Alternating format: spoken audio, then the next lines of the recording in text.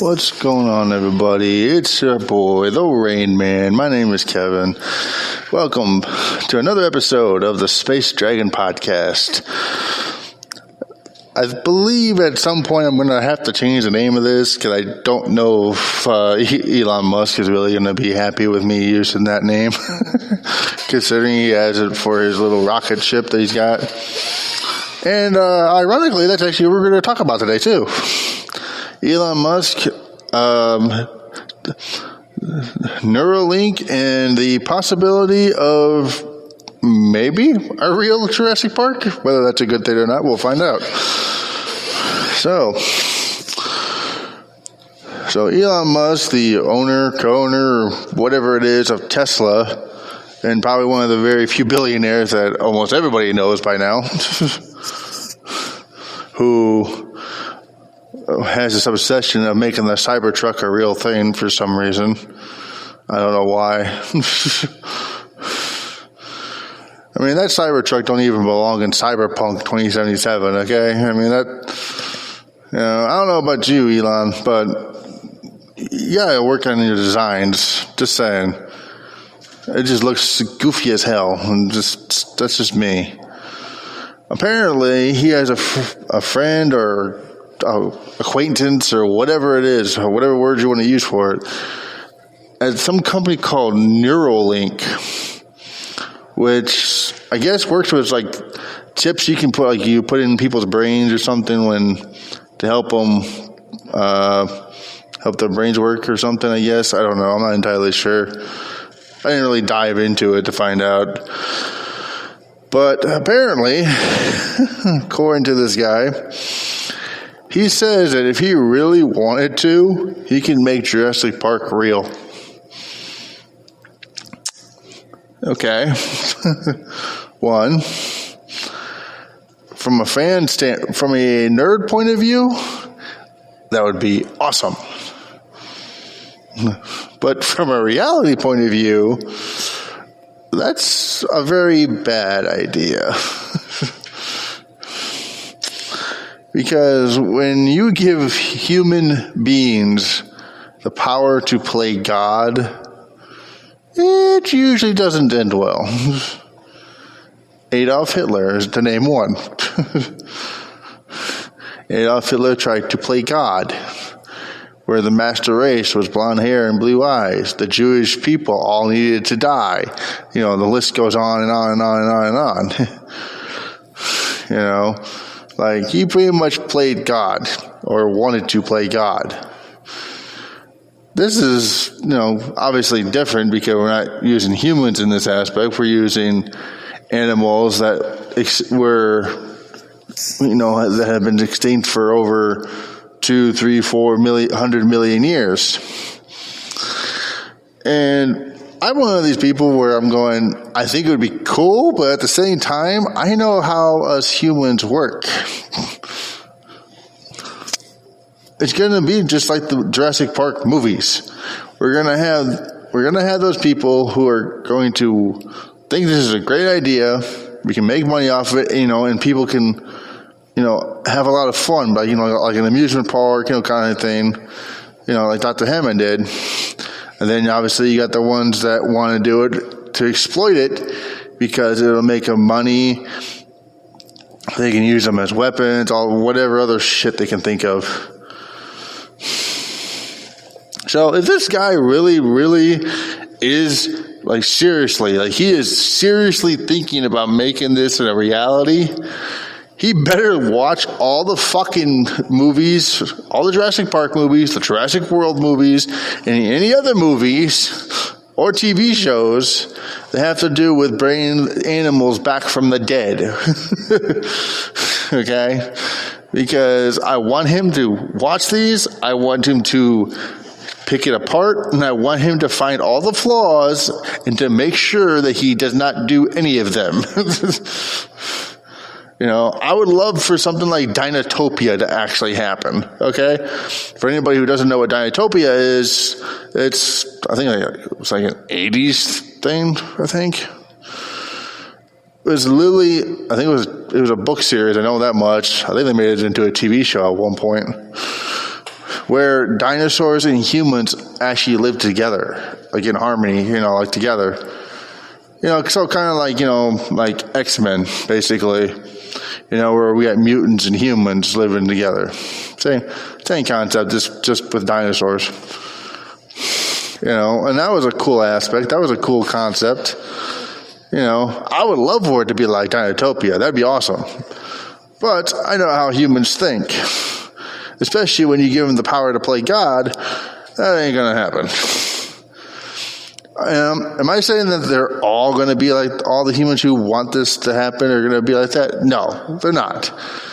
But the evil always wins over the good when it comes to playing God.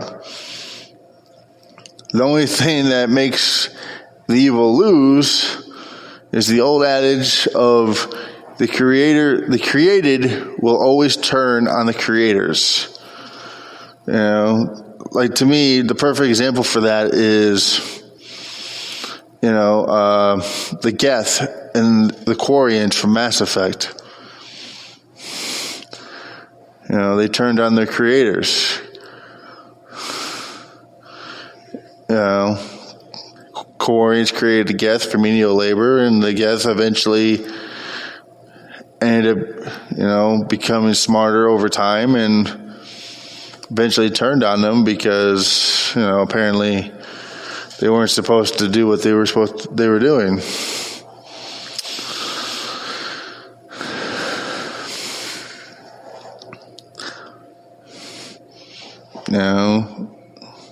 I guess Cortana from Halo kind of is the same concept.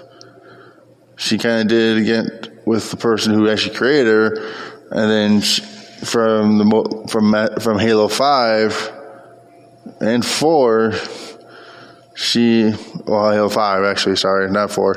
Halo 5, she pretty much turned on Master Chief, pretty much telling him that you're not going to win this fight. It's not happening. So, if the entertainment world has any indication of the created being turned on the creators, it doesn't end well for a lot of people. I actually want to see if he plans on doing this, just to see if it actually works. That's pretty much all I want to do. I just want to see if it actually will work. He says he can do it, but if there's one thing I've learned, saying it and doing it are two different things. Like I said, do I want to see him do it? Yes and no. Yes, just to prove the point of, yeah, I can do it. But no, because I think it'll just cause more problems than we already have. It's like we already have enough problems trying to keep animals alive because us humans want to kill them all off for some reason, for one reason or another. So we've endangered several 100,000 species already. We've made some of them go extinct because of deforestation, habitat destruction, which 90% of that is humans doing that. The 10% is Mother Nature actually doing it. So it's like, like I said, I always feel like I don't belong on this planet because I don't like humans.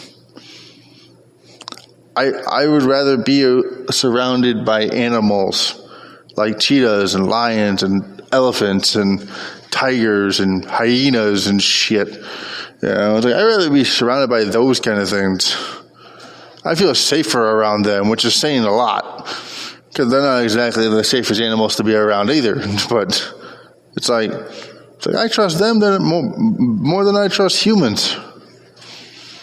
Animals have one instinct: survive and adapt. That's it.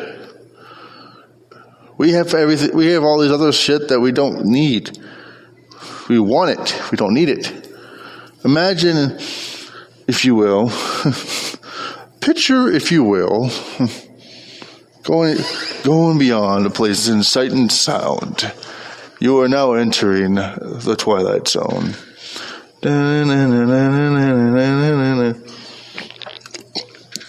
Sorry. Got a little off track there. But, you think about it. Animals don't worry about anything other than adapting and surviving in their environment. That's it. All us humans, we have technology, we have, construction, engineering, all kinds of crazy shit like that. If we were like a wolf or, a lion for a day, guarantee you we wouldn't even know what the hell that shit was.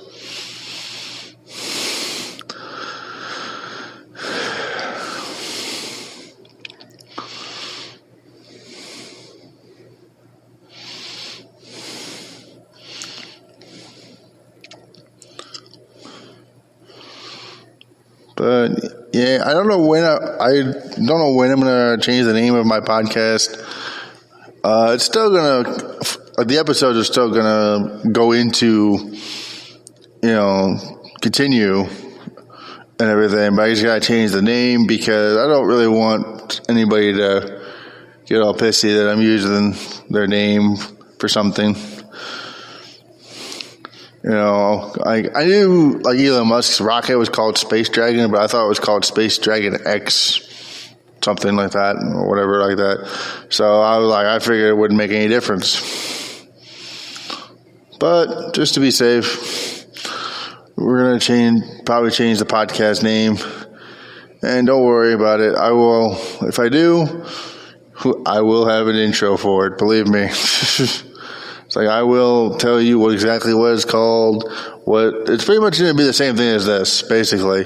Just going to be under another name. That's it. That's all it's going to be. It's going to still be randomized shit that I'm talking about, like I am in this one.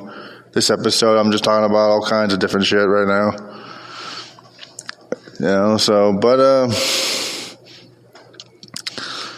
are just some things in the world that make me go, we don't really need this. This doesn't have to, there's no reason for us to make some of this stuff and bring it to life because it's like it was not meant to be that way. Like you ever, how they always say there are some things that are not meant to be found? There are some things that are not meant to be created. To me, would it be cool to find Pandora's box just to, prove that it actually exists? Yes. Do I actually want to find it? No. Not by a long shot. Because if Tomb Raider and Uncharted have taught me anything, just because you want it doesn't mean you're the only one.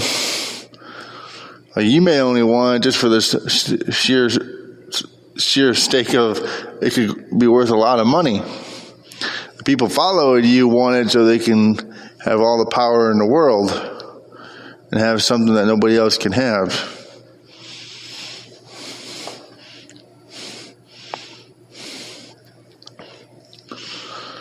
Legends and myths.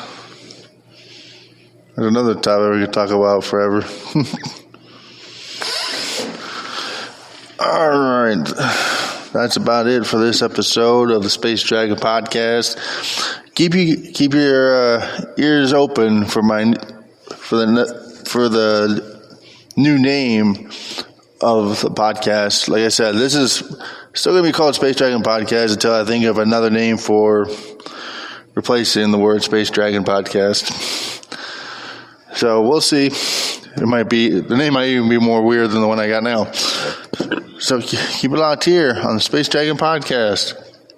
I'm your host, Kevin, the Rain Man. Check you guys later.